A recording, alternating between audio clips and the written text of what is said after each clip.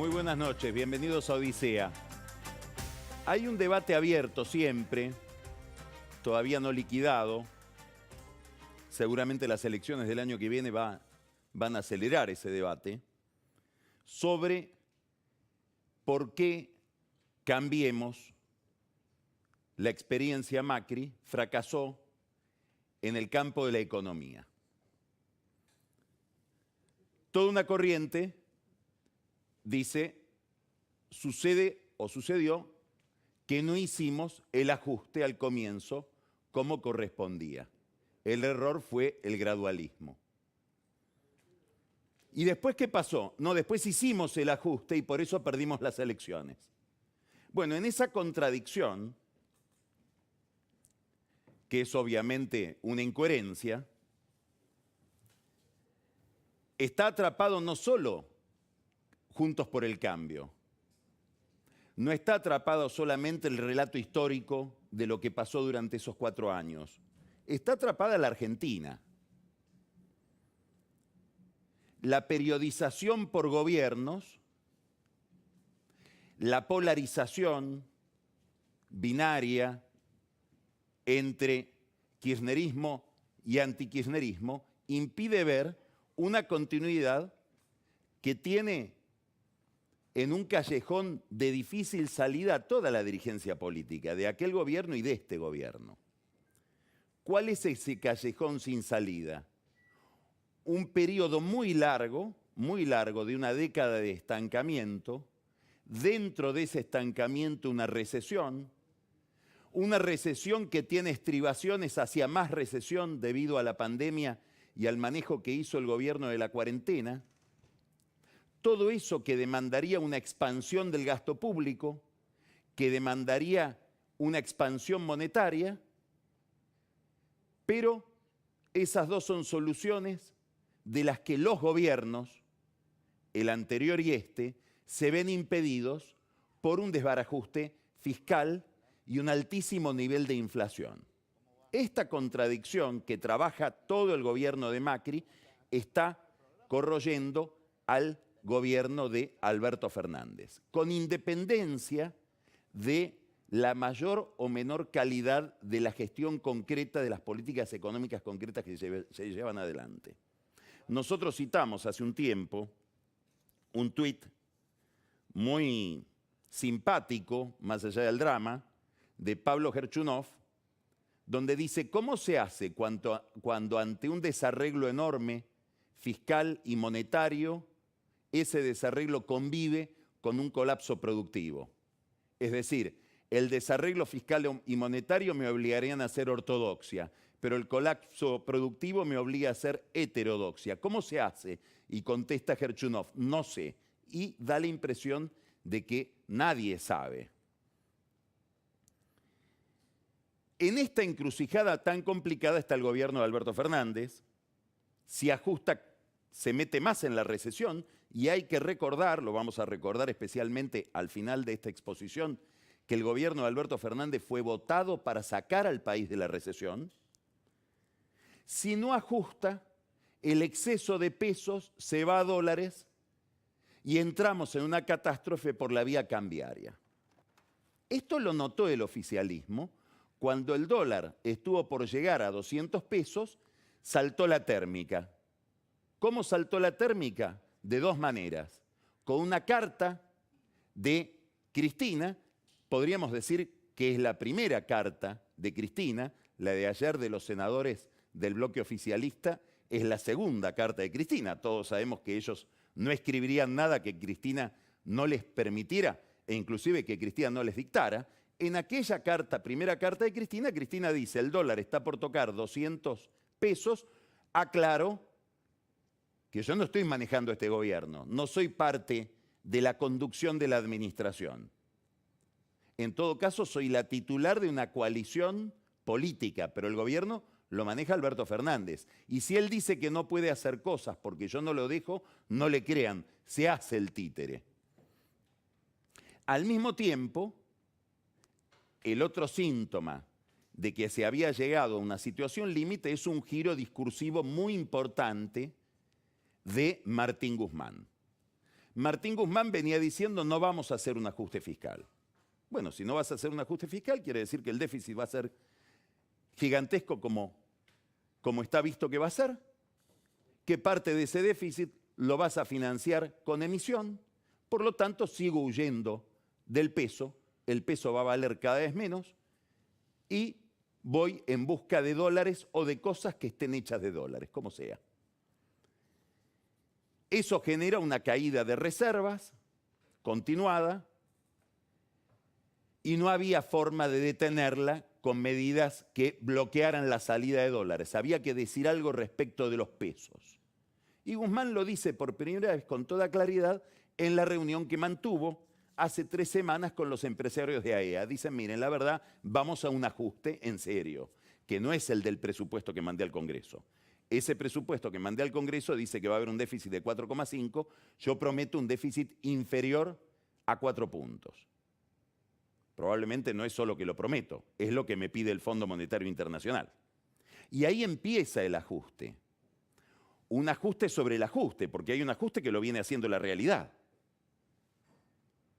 Hay un ajuste laboral, hay un ajuste por la inflación que salta, hay un ajuste por la cuarentena que deja gente sin trabajo, empresas que quiebran. Y otro ajuste que ahora encara el gobierno, con distintas medidas. Se suspende el IFE, se ajustan las jubilaciones, se establece un nuevo cálculo para las jubilaciones, incomodísimo, no solamente porque este gobierno tiene un enorme problema en esa materia como lo tendría cualquier gobierno. Ningún gobierno en el mundo quiere tocar al sector pasivo, porque despierta obviamente ese sector una enorme simpatía, porque hay gente que cuando uno le quita un ingreso no tiene cómo reponerlo, tan sencillo como eso. Pero además en la ANSES está la Cámpora, que se siente especialmente incómoda con este problema. Y hoy sale alguien públicamente a hablar, Claudio Lozano, fue diputado, es un economista muy ligado al sector kirchnerista de los sindicatos, concretamente a la CTA, es director en el Banco Nación de este gobierno, fue un impulsor clave de lo que terminó siendo la estatización de Vicentín, que dice esta fórmula que están impulsando ahora es una fórmula que no tiene en cuenta la inflación. Es decir, va a licuar a los salarios de los jubilados respecto de la inflación. Y eso hay que revisarlo. Lo dicen desde el seno del propio kirchnerismo. Hay otro problema con la ANSES. Se está liquidando el patrimonio de la ANSES. Vamos a ponerlo en términos sarcásticos. El patrimonio de los abuelos, le gustaría decir al gobierno. ¿Por qué? Porque para frenar la suba del contado con liquidación se están rematando los bonos que forman parte de ese patrimonio y se venden a 1/3 de su valor. La diputada Tundis en este caso no llora. Dicho sea de paso, nota al pie de página, es verdad que tiene tantos parientes puestos en el sistema previsional, en el PAMI, etcétera. Es tema para otro día. Y viene el aumento de tarifas o la quita de subsidios. Todo esto es un ajuste clásico que el gobierno tiene que hacer para poder generar una expectativa, no delante del fondo, delante del mercado, delante del público, delante de todos los que tenemos pesos, de que el peso va, por lo menos no se va a seguir deteriorando. Y eso podría, de alguna manera, evitar un colapso por vía de una gran devaluación con todas las consecuencias inflacionarias, recesivas, de deterioro del salario real que tiene una devaluación. Bueno, este curso discursivo de Guzmán y estas medidas que Guzmán empieza a proponer, que seguramente el fondo se las pide antes de firmar porque le dicen queremos ver, porque acá hay una incógnita enorme, y este es uno de los temas de esta noche respecto de quién manda. Genera un malestar alrededor de Guzmán. Un malestar formulado por Cristina Kirchner a través de gestos. Hay que decir algo, de las muchas características que tiene Cristina Kirchner, hay una muy destacada.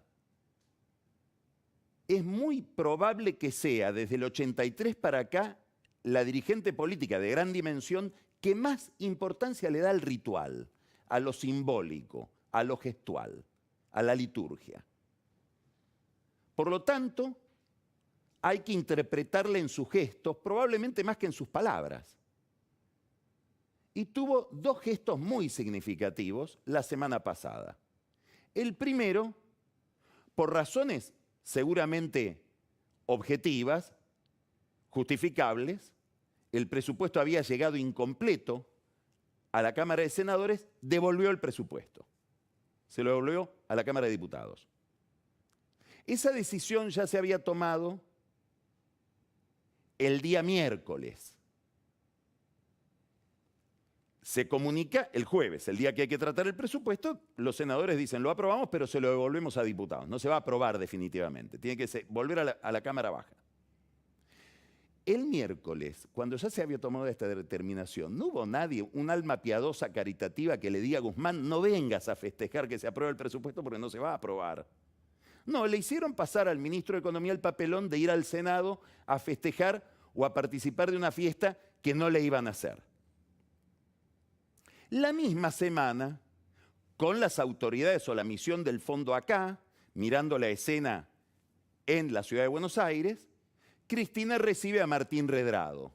Debe haber sido un trago amarguísimo para ella porque a ella la procesan por el dólar futuro con argumentos que dio Redrado. Inclusive no se sabe si se los pidió Bonadío o él fue de buena voluntad a darlos. Y procesaron a Cristina, procesaron a Kicillof, procesaron a Miguel Pelle. Vaya a saber cómo le cayó a Pelle y a Kicillof la reunión de Cristina con Redrado. Redrado, como sabemos, se está autocandidateando todo el tiempo para ministro de Economía y tiene también algún impulso de Massa.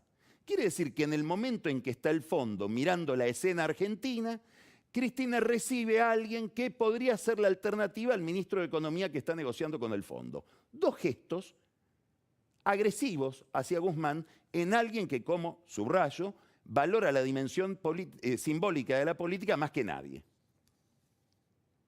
Mientras tanto, Máximo Kirchner intenta tapar el ajuste con un dedo, que es mañana el tratamiento. Vamos a hablar después con Alfredo Cornejo, que además de ser presidente del radicalismo y exgobernador de Mendoza, es diputado, el tratamiento del impuesto a la riqueza o el aporte a que tienen que hacer las grandes fortunas.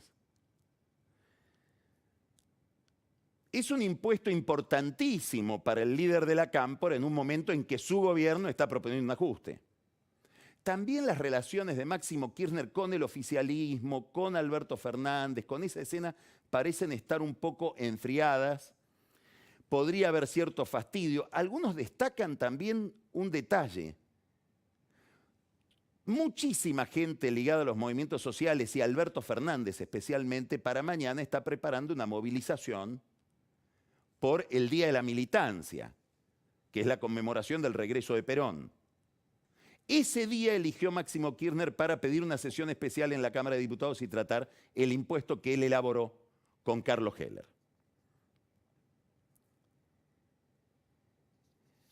Ese impuesto ha sido criticado y sigue habiendo críticas de muchos empresarios, inclusive a alguien tan ligado al empresariado como Ignacio de Mendiguren, presidente del Vice, es decir, de un banco oficial de este gobierno, dijo, bueno, sí, está bien el impuesto, pero hay que tener en cuenta también a la inversión, ¿no?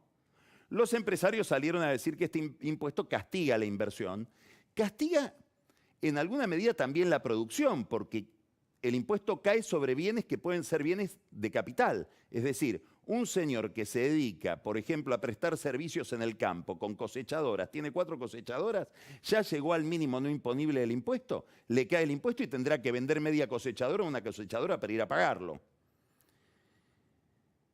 Es decir, castiga la producción.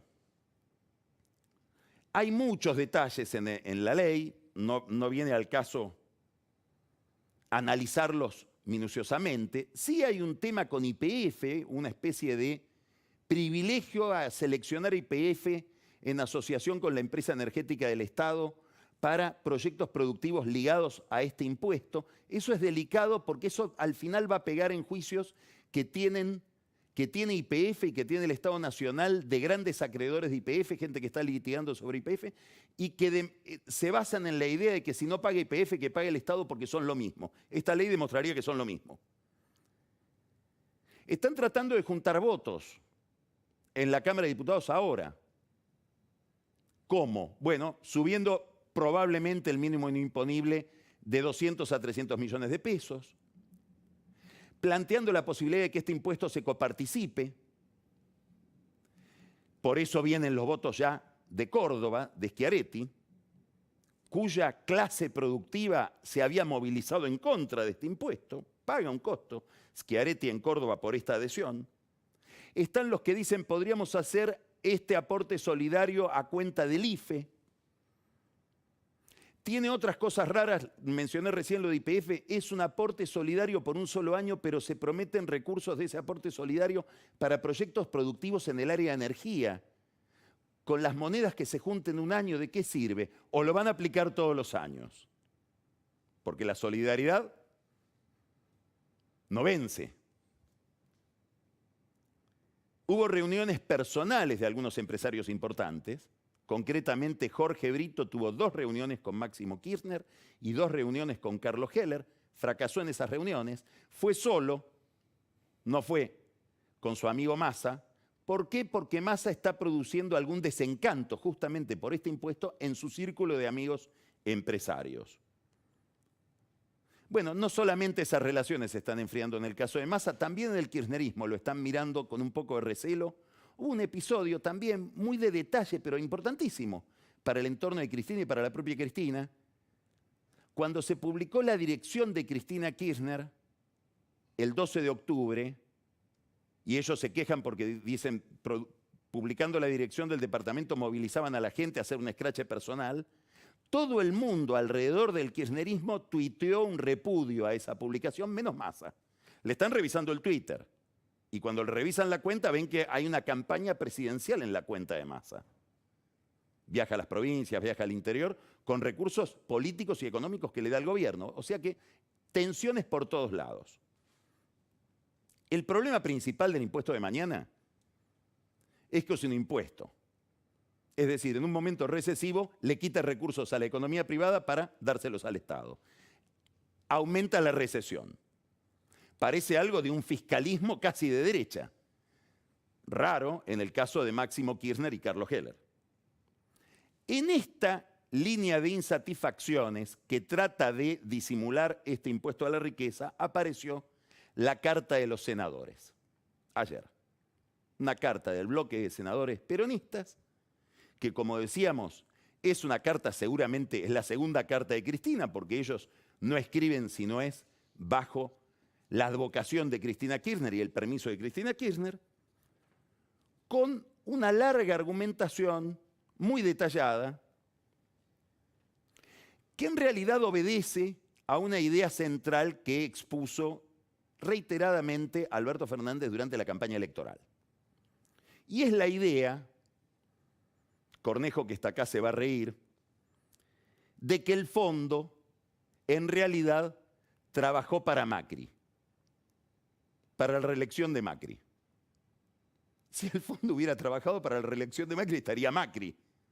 Justamente, muchos dentro de Cambiemos se autoflagelan porque dice el fondo, pactamos con el fondo un ajuste, el gobierno no vio el peso electoral de la recesión, fuimos a castigar al que nos vota, justamente a la clase media, y por eso perdimos.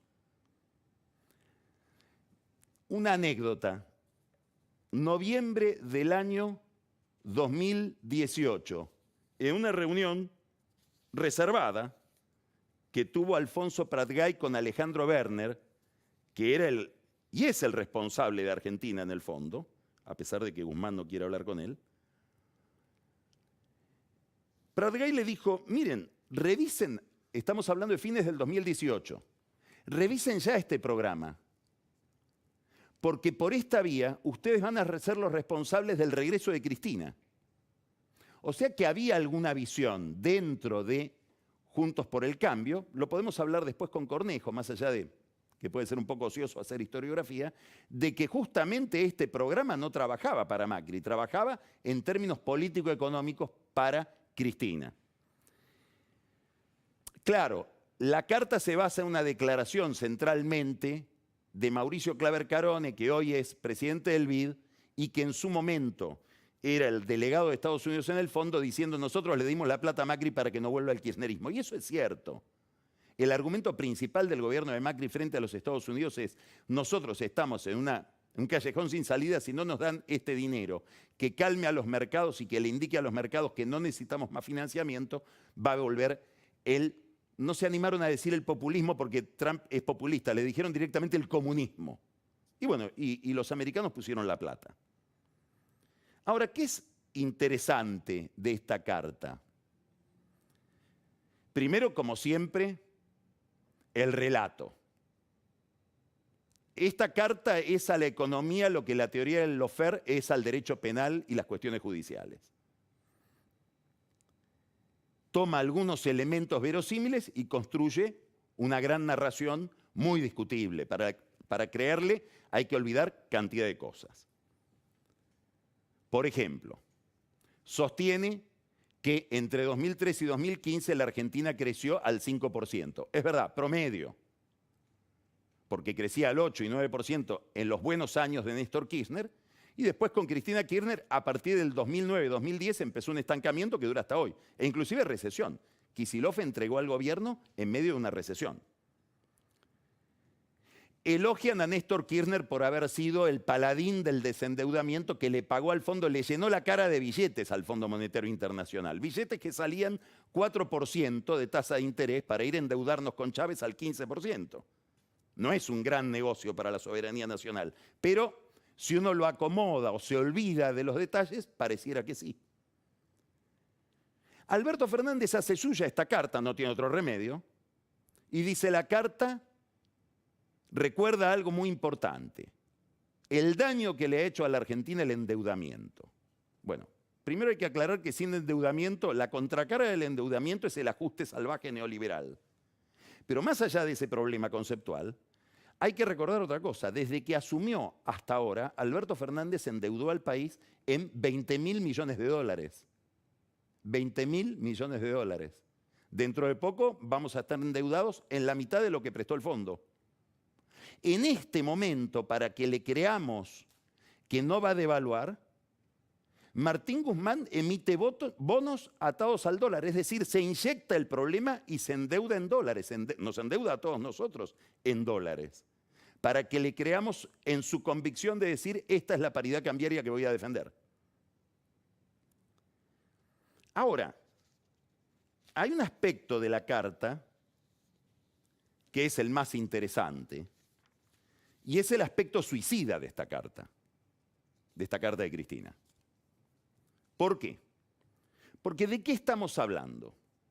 Estamos hablando de que Macri le pidió plata al Fondo Monetario Internacional, ahora hay que devolver esa plata. El gobierno de Alberto Fernández, ¿qué está negociando? Está negociando lo siguiente, aquí hay que ser muy preciso para entender por qué la carta es suicida. Está negociando que a él le den un préstamo similar al de Macri para devolver la plata con ese préstamo. Eso es el rollover. El rollover es que yo me presento de nuevo al fondo y le digo, necesito que para pagarte a vos me des de nuevo plata. Por lo tanto, tenés que cumplir con las condiciones para un crédito. Eso es lo que le pide el fondo a Guzmán, es lo que le pide el fondo a Alberto Fernández. Entonces, en la carta de Cristina, para simplificar, la carta de Cristina que firman los senadores del bloque peronista, le recuerda al fondo todas las cosas que no cumplía Macri y que aún así le dieron la plata. Por ejemplo, Macri estaba en una espectacular fuga de capitales, no le podrían dar la plata. Y ahora que las reservas ya están en 1.600 millones de dólares, ¿qué es esto sino una espectacular fuga de capitales?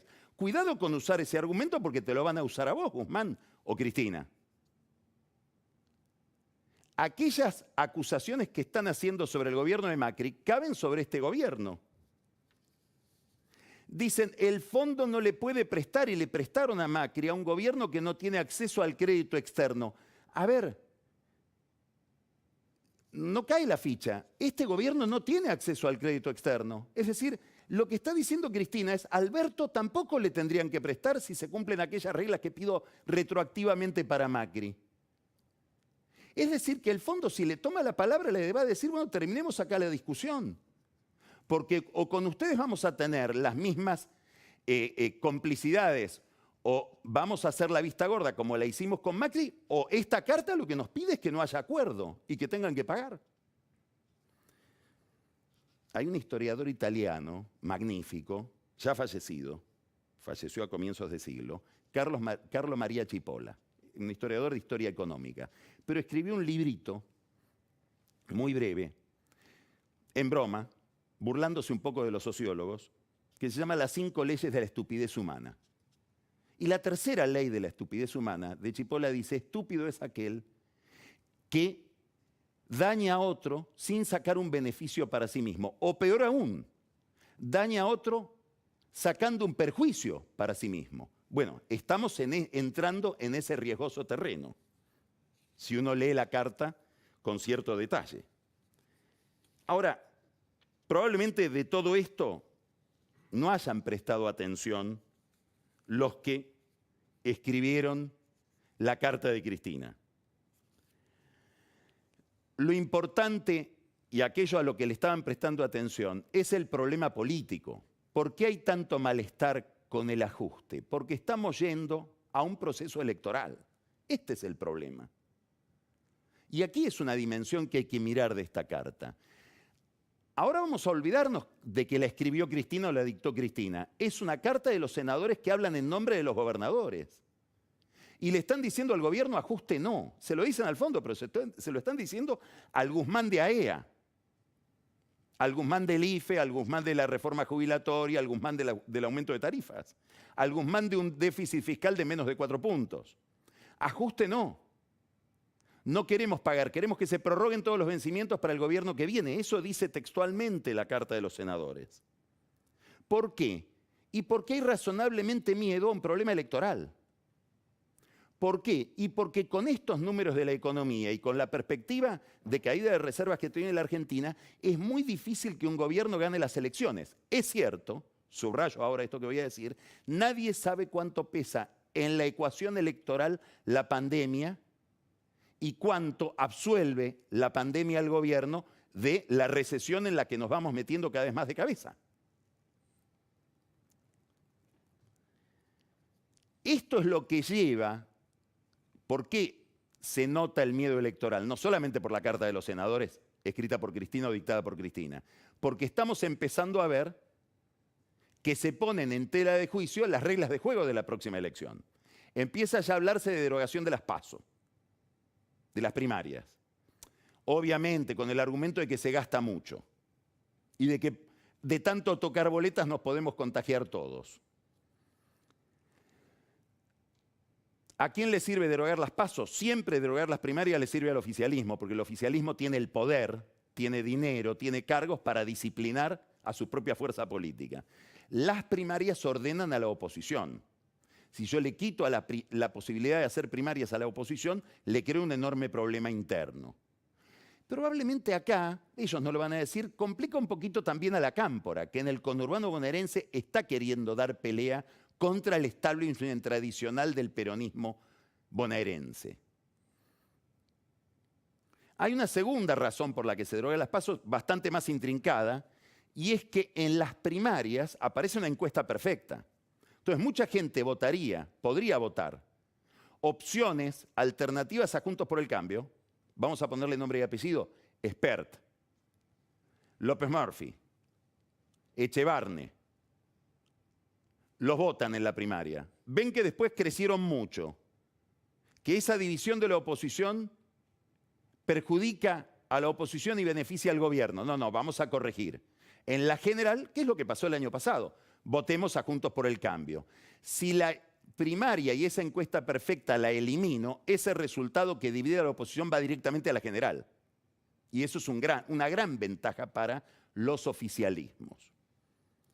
La segunda medida que estamos viendo que está en discusión es que en cualquier momento va a aparecer un juez que va a decir esto de prohibir la reelección de los intendentes de los intendentes de la provincia de Buenos Aires, perdón, eso de prohibir las reelecciones es inconstitucional. Y nadie va a decir nada. Con un gobierno flojo, con un presidente débil, el intendente empieza a tener en el conurbano bonaerense y en la provincia de Buenos Aires un peso enorme. Por eso los intendentes están poniendo condiciones para prestar los servicios que se esperan de ellos en la próxima contienda electoral. No vaya a ser que los intendentes digan, no quieren reelecciones, nos mandan a los chicos de la Cámpora para competir con nosotros. Nos preocupamos nada más que de los concejales, que la lista de legisladores de la legislatura bonaerense se la trabaje Kicillof y la lista de diputados nacionales se la trabaje Alberto.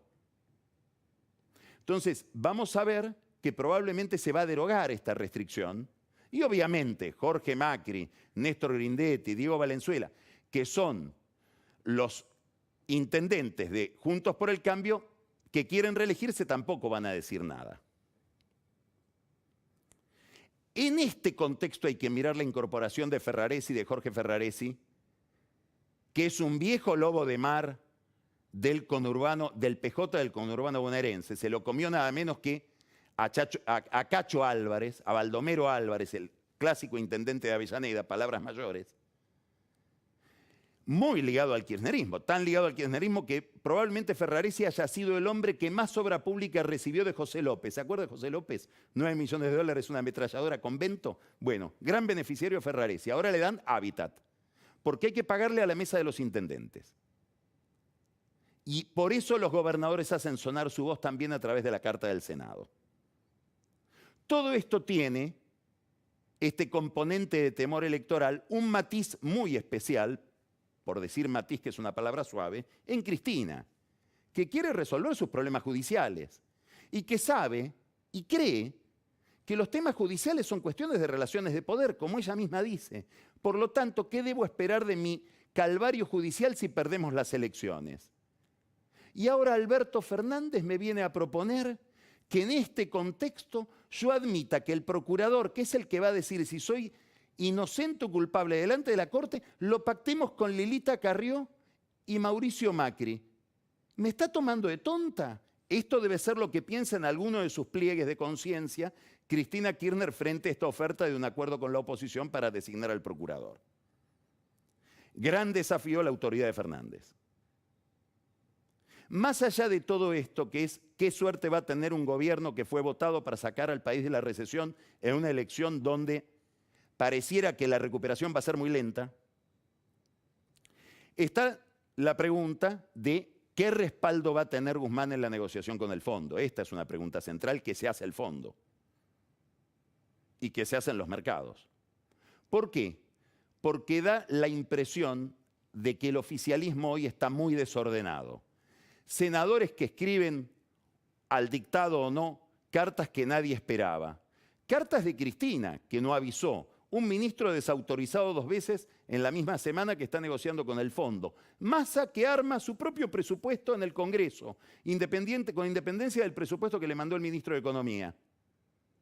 Y los intendentes que piden participar y piden entrar en el reparto de poder. Alberto Fernández da la impresión de que no puede alinearlos. En Brasil, ante esas circunstancias, usan una metáfora. Dicen, esto parece la casa de una viuda. Todo el mundo da órdenes. Empezamos Odisea, vamos a hablar con Alfredo Cornejo.